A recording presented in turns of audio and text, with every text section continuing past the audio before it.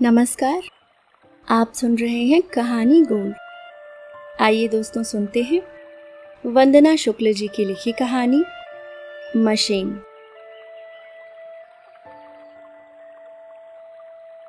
नाम इस्नावती, तस्वीर देश इंडोनेशिया, उम्र 31 वर्ष, हाइट 4 फीट 2 इंच, स्वास्थ्य सामान्य, पारिवारिक स्थिति मैरिड, एक बच्चा उम्र 4 वर्ष, इंडोनेशिया में रिश्तेदार के संरक्षण में, काबिलियत ग्रेड, कुकिंग बहुत अच्छी, स्वभाव हंसमुख धैर्यशील, अंग्रेजी ज्ञान काम चलाऊसी, विशेषता विश्वसनीय, अनुभव 3 वर्ष, सऊदी अरेबिया में बेबी सिटिंग के लिए एक परिवार में रही। इस बायोडाटा की बगल में एक दुबली पतली सी स्त्री का मुस्कुराता हुआ फोटो लगा था। ऋषा और अमित ने कंप्यूटर पर तमाम मेड एजेंसियां खंगालने और बायोडाटा देखकर इसे भी शॉर्टलिस्ट किया और अंत में सलाह मशवरा कर इस्नावती को फाइनल कर दिया। ऋषा अमित दोनों सिंगापुर की एक कंपनी में इंजीनियर हैं और अब ऋषा को 1 माह बाद डिलीवरी होने वाली थी। एजेंसी के माध्यम से बेबी सिटिंग के लिए मेड रखना विशेष तौर पर गर्भवती वर्किंग वुमेन के लिए यहाँ आम बात है। इंडिया में तो ऐसे टाइम में माँ या सास या रिश्ते की कोई महिला आ जाती है या फिर दिन भर के लिए कोई मेड रख ली जाती है, लेकिन विदेशों में ये संभव नहीं। दूसरे देशों की मेड कम से कम 2 गुनी ज़्यादा कीमत पर बुलाई जाती है। कुछ स्वाभाविक दिक्कतों से बचने के लिए आर्थिक रूप से समर्थ दंपत्ति लोकल की अपेक्षा एजेंसी के माध्यम से विदेशी मेड लेना ही पसंद करते हैं। लिहाजा एजेंसी में अनुबंध के अनुसार उसकी फीस जमा करा दी गई, जो जाहिराना तौर पर काफ़ी मोटी रकम थी। जब से मेड को फाइनल किया था, अमित और ऋषा इस अपरिचित मेड के स्वभाव, आदतों, रहन सहन पर काफ़ी बात करते थे और कभी कभी ये सोचकर चिंतित भी हो जाया करते कि बुला तो लिया है उसे दूसरे देश से, बिल्कुल अनजान, उस पर मुस्लिम समुदाय की महिला पता नहीं कैसी होगी। एक आइडिया, हिडन कैमरा लगवा लेते हैं, कम से कम ऑफिस में बैठकर देख तो पाएंगे कि ये कैसे रख रही है बच्चे को, अमित ने कहा और उसी वक्त उसे ऑर्डर भी कर दिया गया। नियत तिथि पर वो दोनों अपनी नई मेड इस्नावती को लेने एजेंसी ऑफिस में बैठे थे। ये काफ़ी भव्य बिल्डिंग थी जिसमें हॉस्टल भी था। आवश्यक लिखा पढ़ी करने के बाद एजेंट ने इस्नावती को बुलाया। वो छोटे कद की दुबली पतली हंसमुख महिला थी। छोटी आंखें, पतला और लंबा चेहरा, दांत कुछ आगे निकले और बड़े से। उसने झुककर ऋषा अमित का अभिवादन किया। एजेंट ने उसे उसी की भाषा में समझाया, यही है तुम्हारे मालिक, अगले 2 साल इनके यहाँ रहना है तुम्हें। उसने हाँ में सर हिलाया। उसके बाद एजेंट ने अमित से अंग्रेजी में कहा, सर मुझे आशा है कि आपने इसकी क्वालिटीज़ वेबसाइट पर पढ़ ली होगी और ये हमारी नियमावली कार्ड है, इसे आप अभी पढ़ लीजिए और यदि सहमत हैं तो नीचे अपने हस्ताक्षर कर दीजिए। नियम इस प्रकार थे, आपके घर में इसके लिए एक अलग कमरा होना चाहिए। दोपहर में इसे रेस्ट के लिए 2 घंटे देना ज़रूरी है। वीक में 1 दिन का अवकाश जिसमें ये कुछ काम नहीं करेगी। यदि देश से बाहर जाएं तो उतने दिन के लिए आप इसे यहीं एजेंसी हॉस्टल में छोड़ सकते हैं। आप 3 माह का पेमेंट हर तीसरे महीने एजेंसी में डिपॉजिट करेंगे, लेकिन इसे 1 पैसा भी नहीं देंगे। यदि देते हैं तो ये आपकी जिम्मेदारी होगी। एजेंसी उस पैसे को नहीं लौटाएगी। बीच में इसे जब ज़रूरत होगी ये आपके माध्यम से हमसे खर्चा मांगेगी। जब 2 साल बाद इसका अनुबंध आपके यहाँ से समाप्त होगा तब इसका साल का पूरा बकाया पैसा एजेंसी दे देगी। आप इसे मोबाइल इंटरनेट प्रोवाइड नहीं करेंगे और इसका पालन बहुत कड़ाई से करेंगे। ये व्यवस्था आप लोगों की सुरक्षा के मद्देनज़र की गई है और यदि नियमों के बावजूद आप ऐसा करते हैं तो एजेंसी पर इसकी कोई जवाबदेही नहीं होगी। यदि अनुबंध समय पूरा होने के बीच में आपको इससे कोई परेशानी होती है तो आप हमें तुरंत फ़ोन या मेल कर सकते हैं और उस स्थिति में इसका अनुबंध रद्द कर दिया जाएगा। हर 1 महीने में 6 माह तक हमारा एक आदमी आपके यहाँ आएगा और इससे रिपोर्ट लेगा। यदि इसे कोई परेशानी है आपसे तो उसे तुरंत वापस बुला लिया जाएगा और शेष फीस भी आपको लौटाई नहीं जाएगी।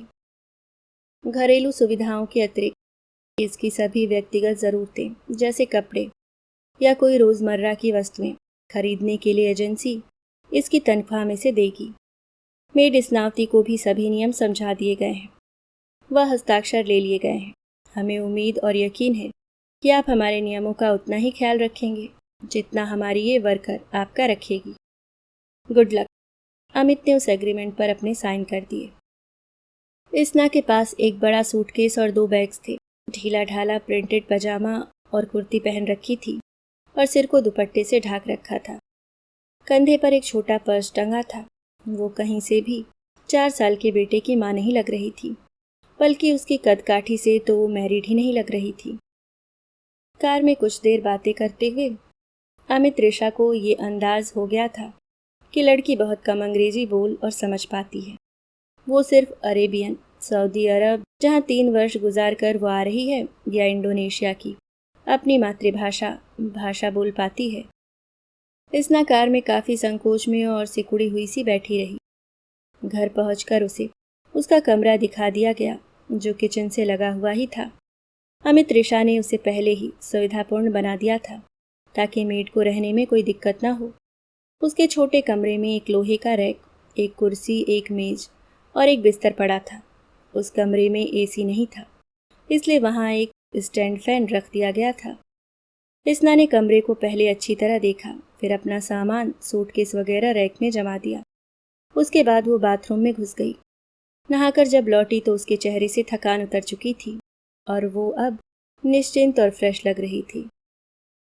उसने अब घुटनों तक लंबी नीली रंग की पैंट और रेड कलर का टॉप पहना था, बाल खुले हुए। अब उसके चेहरे से वो डर और संकोच की छाया गायब हो चुकी थी, जो एजेंसी में पहली बार अपने मालिकों को देखकर आ गई थी। अमित और ऋषा के बेहद आत्मीय स्वभाव और केयर ने उसे और भी आत्मविश्वास से भर दिया था।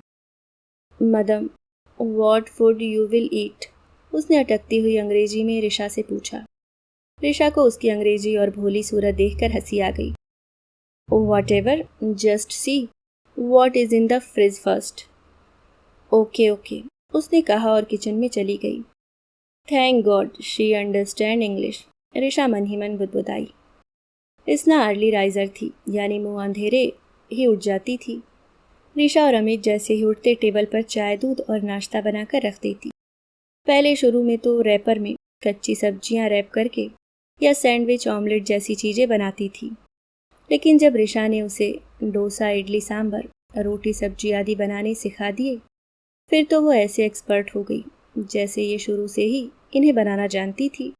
उसकी साफ सफाई, फुर्ती, बहुत शौक से खाना बनाना और टेबल पर सजाना, वो भी मुस्कुराते हुए आश्चर्यजनक था। कभी कभी अमित कहता भी, ओ गॉड, ये औरत है या मशीन, चलती ही रहती है, बंद ही नहीं होती। इस्ना के पास एक रजिस्टर था जिसमें वो ऋषा द्वारा बताई गई सब रेसिपी लिखती जाती थी। मसालों व अन्य खाद्य पदार्थों, सब्जी आदि को देखकर उसका नाम अपनी भाषा में लिखती थी। वो गर्भवती ऋषा के खान पान का विशेष ख्याल रखती। नो मदम, ये पाइनएप्पल सूप पियो, अभी पियो। प्रेग्नेंट लेडी को सूप और फ्रूट्स खूब खाने चाहिए। ये कम कुक किया ग्रीन वेजिटेबल है, बहुत फ़ायदेमंद है बेबी के लिए, पहले इसे खाओ। वो ऋषा को आदेश देती। स्टोर से सब्जी, फल वगैरह खरीदने भी अब वो खुद ही जाती। वैसे तो कई खूबियाँ थी उसमें, लेकिन एक खूबी जो ईश्वर प्रदत्त ही थी, वो थी उसकी किसी चीज़ को याद रखने और सीखने की अद्भुत क्षमता। अब जल्दी ही वो अरबी भाषा को भूलकर अंग्रेजी सीखने और बोलने लगी। इस्ना, तुम जब हमें खिलाने के बाद खाती हो तो किचन के कोने में क्यों खाती हो?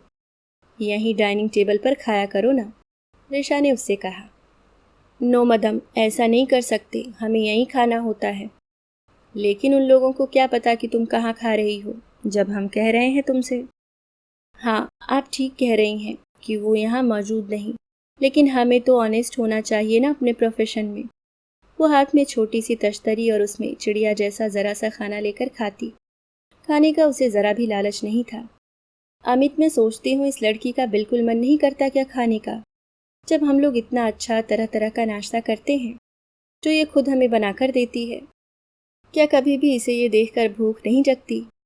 हाँ, ये मैं भी सोचता हूँ। सच बताऊँ ऋषा, ये इतने स्नेह से खिलाती है खाना, और ऐसा हम लोगों का ख्याल रखती है। कभी कभी मुझे मम्मी की याद आती है। अमित कुछ उदास हो गया। 1 माह बाद एक प्यारी गोल मटोल बेटी को ऋषा ने जन्म दिया। अमित और ऋषा के घर में खुशी खुशबू बनकर तैरने लगी। पूरा घर बच्चे की किलकारियों से खिल उठा। अब इसना का काम और बढ़ गया। वो बच्चे को नहलाने, साफ सफाई से लेकर उसे सुलाने और रात में यदि वो जाग जाए तो उसे घुमा घुमा कर बहुत आत्मीयता से सुलाती थी। बेबी उसकी गोद पहचानती थी। ऋषा का काम सिर्फ बेबी को फीड भर कराना था, बाकी सभी काम इसना करती। कितने करीने और फुर्ती से करती हो तुम बच्चे के सारे काम। उसे मसाज देना, नहलाना, उसकी पॉटी साफ करना, इतने छोटे बच्चे को कपड़े बदलना, क्या इसकी भी ट्रेनिंग मिलती है तुम्हें? एक दिन ऋषा ने उससे पूछा। मदम, माँ को अपने बच्चे की केयर करने के लिए किसी ट्रेनिंग की ज़रूरत है क्या? उसने मुस्कुराकर कहा। तुम्हारे भी एक बच्चा है ना? ऋषा ने पूछा। इसना कुछ देर चुपचाप काम करती रही, जैसे सोच रही हो कि पर्सनल बातें करना तो एजेंसी के नियमों के विरुद्ध है। फिर बहुत धीरे से उसने कहा, हाँ है, एक बेटा 4 साल का। कहते हुए वो कुछ उदास हो गई। इंडोनेशिया में किसके पास रहता है? हस्बैंड के पास ही रहता होगा। नहीं मैडम, वो मेरी एक रिश्ते की बहन और उसके हस्बैंड के साथ रहता है। क्यों, हस्बैंड के पास क्यों नहीं? वो अच्छा आदमी नहीं। मतलब? उसने मेरी छोटी बहन को बहला फुसलाकर प्रेम किया और अब उसके एक बच्चा है। मेरी बहन बहुत इनोसेंट और गुड लुकिंग है। यदि मैं वहाँ से नहीं जाती तो मेरी बहन को वो अपने साथ नहीं रखता और मेरे माता पिता और बहन की बहुत बदनामी होती। उसकी ज़िंदगी बर्बाद हो जाती, इसलिए मैंने घर छोड़ दिया। बच्चा पढ़ता है तुम्हारा? हाँ। उसकी आंखों में चमक आ गई। बोली, मैंने अपनी बड़ी बहन और जीजा जी से कह दिया है कि इसे खूब अच्छे स्कूल में पढ़ाएं, जिसमें बड़े लोगों के बच्चे पढ़ते हैं। पैसे की चिंता बिल्कुल ना करें। उनके अपने भी 2 बच्चे हैं। सच बताऊं मदम, मैं अपने उस बच्चे को खूब पढ़ाना लिखाना चाहती हूँ, या कोई दुकान खुलवाना, ताकि उसके लिए आगे रोजी रोटी की प्रॉब्लम ना आए। सिंगल पेरेंट होना बहुत मुश्किल है मदम, वो भी ज़्यादा पढ़ा लिखा या हुनरमंद ना होना। लेकिन इसना, तुमसे ये किसने कहा कि तुम हुनरमंद नहीं हो? तुम्हारे अंदर जो क्वालिटीज़ हैं वो बहुत कम लोगों में होती हैं। ऋषा ने उसकी तारीफ की। सुनकर वो शर्मा गई। मदम, मैं अपने बच्चे को आप लोगों जितना पढ़ा लिखा देना चाहती हूँ। आप तो जानती ही हैं पढ़ाई में कितना पैसा खर्चा होता है। हमारे कंट्री की करेंसी का भी बहुत बुरा हाल है, आप जानती ही होंगी। ऋषा उसकी ओर आश्चर्य से देखती रह गई। अच्छा, अब तुम्हारा बच्चा कौन सी क्लास में है? ऋषा ने पूछा। पता नहीं, जब छोड़ा था तो प्ले स्कूल जाता था। क्यों पता नहीं? क्योंकि मैं उसे 1 साल का छोड़कर एजेंसी में काम करने लगी थी और सऊदी अरब के एक परिवार में मैंने 3 साल तक नौकरी की। उस वक्त मेरी आर्थिक स्थिति बहुत खराब थी। वो मुझे छोड़ना नहीं चाहते थे, लेकिन मैं उनके यहाँ नहीं रहना चाहती थी। वो पठान लोग थे और बहुत अजीब परिवार और रहन सहन था उनका। 3 साल में एक बार भी मैं अपने परिवार, अपने बच्चे से बात नहीं कर पाई। उनके यहाँ बहुत से फैमिली मेंबर थे और उनका बिहेवियर भी अच्छा नहीं था। लेकिन मैंने एजेंसी से शिकायत नहीं की। फिर पैसा कहाँ से आता? बीच में छोड़ देती तो पता नहीं कब कोई दूसरा ठिकाना मिलता। कॉन्ट्रैक्ट 3 साल का था तो रहना पड़ा। आप तो जानती ही हैं एजेंसी के कड़े नियम। मुझे अपनी बहन और जीजा को काफ़ी पैसा चुकाना पड़ता है अपने बच्चे के बदले में। लेकिन कोई बात नहीं, वो पढ़ा तो रहे हैं उसे। बेबी भी इसना से अब खूब हिल गई थी। ऋषा की छुट्टियां खत्म हो चुकी थीं। घर में हिडन कैमरे लग चुके थे। पूरा घर बच्चों के महंगे सामान व खिलौनों से भरा हुआ था। इसना, तुम्हारा कोई मेल आया है इंडोनेशिया से? एक दिन अमित ने ऑफिस से आकर टाई खोलते हुए कहा। वो अचानक चिंतित हो गई। उसके चेहरे की मुस्कुराहट गायब हो गई। सर, किसका है? नाम क्या लिखा है? उसने पूछा। मेल अंग्रेजी में था। लिखा था कि तुमसे फ़ोन पर ज़रूरी बात करना चाहते हैं, कोई नंबर दे दो। इसना कुछ देर चुप रही और फिर बिना कुछ कहे वहाँ से जाकर अपने काम में लग गई। वो बहुत उदास थी। मोबाइल पर बात न करना एजेंसी के नियमों में शामिल था। अपनी फैमिली से बात भी नहीं कर सकती? This is such a punishment, Risha ने दुखी होकर कहा। शायद इसलिए कि घर से आने वाले फ़ोन से ये विचलित न हो जाए। और काम पर असर पड़े, अमित ने वजह खोजते हुए कहा। हाँ, लेकिन ये तो हद दर्जे की अमानवीयता है। कुछ देर बाद, इसना, ऋषा ने आवाज़ दी, इधर आओ।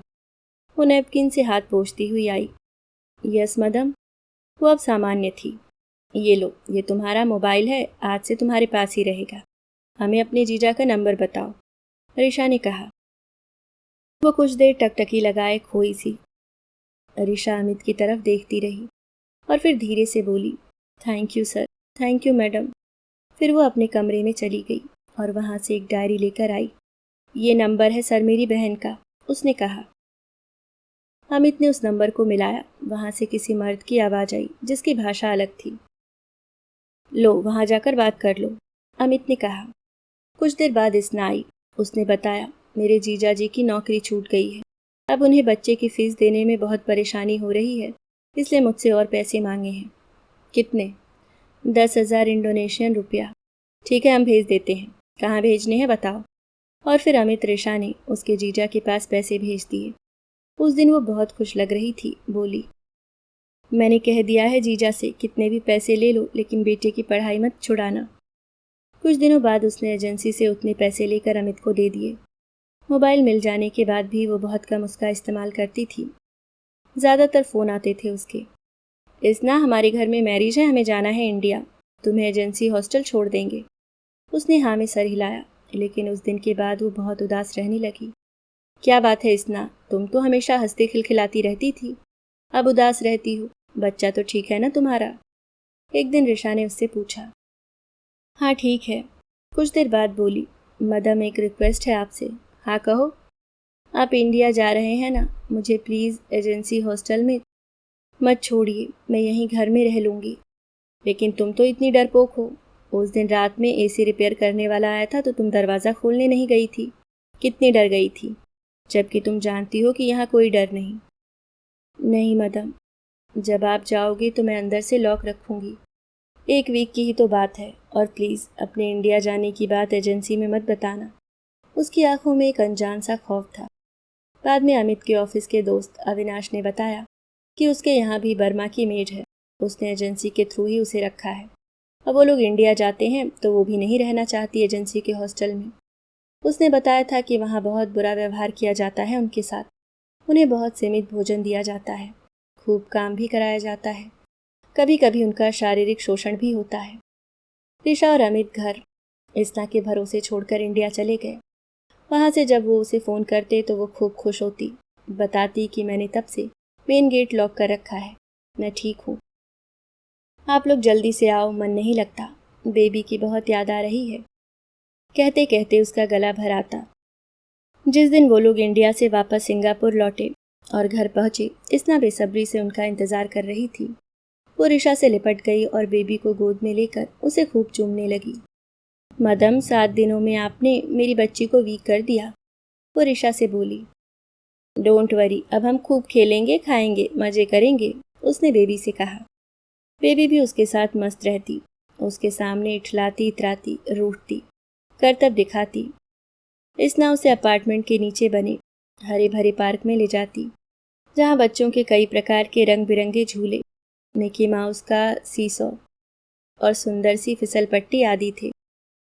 इसना बेबी को गोद में लेकर फिसल पट्टी से फिसलती, बेबी अभिभूत हो जाती।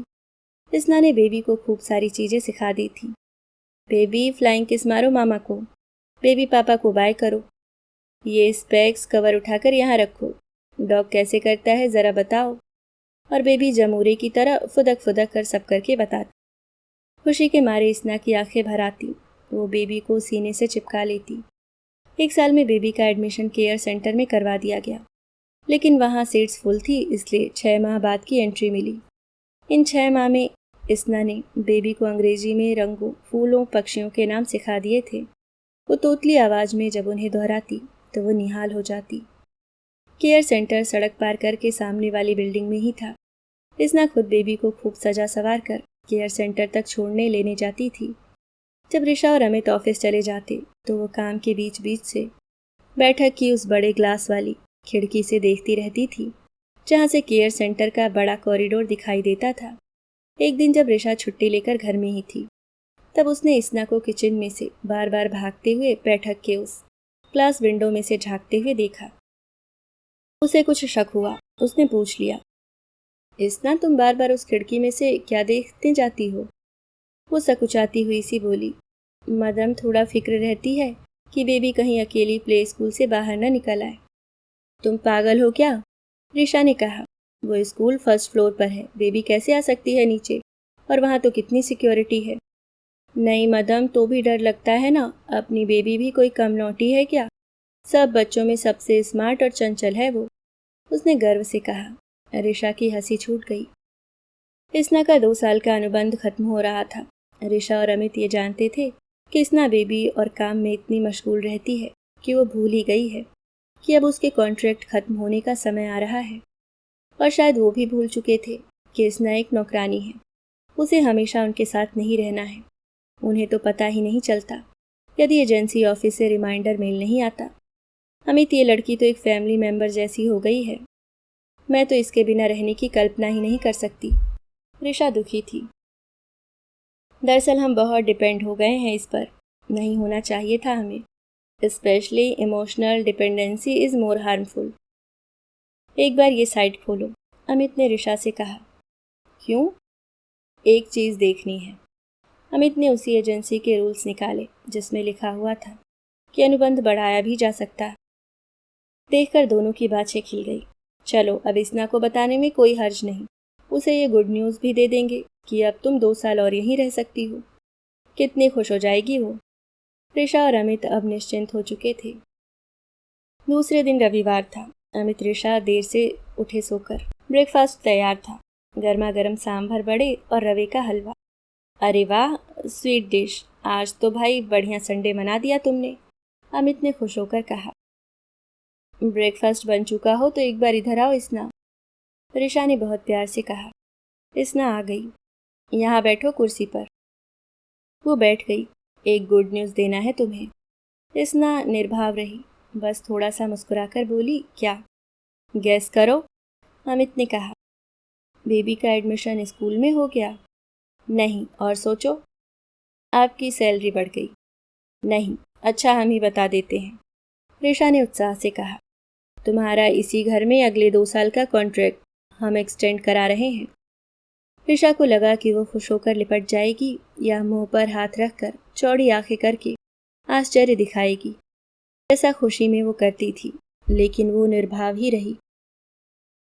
लेकिन ये कैसे हो सकता है? उसने कहा। क्यों कैसे नहीं हो सकता? रिशा ने आश्चर्य से उसकी ओर देखा। इसना कुछ देर चुप रही, फिर वहां से उठकर किचन में चली गई। मदम, एक बात सुनिए। कुछ देर बाद उसने किचन से रिशा को पुकारा। हाँ बोलो। रिशा अविलंब किचन में गई। मैडम, ये देखो, ये मसाले सारे इस ड्रॉर में रखे हैं, नई क्रॉकरी उस रैक में और पुरानी डेली यूज़ वाली यहीं नीचे रखी है। बेबी के सॉफ्ट टॉयज़ आपके कमरे की वुडन अलमीरा के ऊपर वाले खाने में रखे हैं। उन्हें फेंकना मत, किसी गरीब बच्चे को दे देना। और ये आपका मोबाइल, उसने मोबाइल देते हुए कहा। रिशा को समझ में नहीं आ रहा था कि वो इस पर क्या प्रतिक्रिया व्यक्त करे। रात में जब अमित ने कंप्यूटर खोला तो उसमें एक मेल था। लिखा था, प्रिय कस्टमर, आपने इस नावती नामक इंडोनेशियन मेड को 2 वर्षों तक अपने यहाँ बेबी सिटिंग के लिए रखा। आपका आभार। कृपया फीडबैक दें कि आपका अनुभव इस नावती के साथ कैसा रहा। आपका ये फीडबैक उसके भविष्य के लिए उपयोगी है। धन्यवाद। नीचे इसना के लिए एक मेल था। लिखा था, डियर इसनावती, तुम्हारा अनुबंध सो एंड सो, जिसका एड्रेस सो एंड सो है, कि यहाँ से इस तारीख को रात 8 बजे समाप्त हो रहा है, जैसा कि पहले से निश्चित था और जैसा कि तुम चाहती थी। ठीक 15 दिनों बाद तुम्हें दुबई की एक फैमिली के नवजात शिशु की देखभाल के लिए जाना है। उन्होंने तुम्हारा बायोडाटा सेलेक्ट किया है। वीज़ा और पासपोर्ट तैयार है। जब रिशा और अमित ये मेल पढ़ रहे थे, उस वक्त इसना अपना सूटकेस जमा रही थी और बेबी उसकी पीठ और कंधे पर चढ़कर जोर जोर से बोल रही थी, डॉग बार्क्स भौं भौं, your hairs are black, your shirt is red, sky is blue. इसना मुस्कुरा रही थी। अभी आप सुन रहे थे वंदना शुक्ल जी की लिखी कहानी मशीन।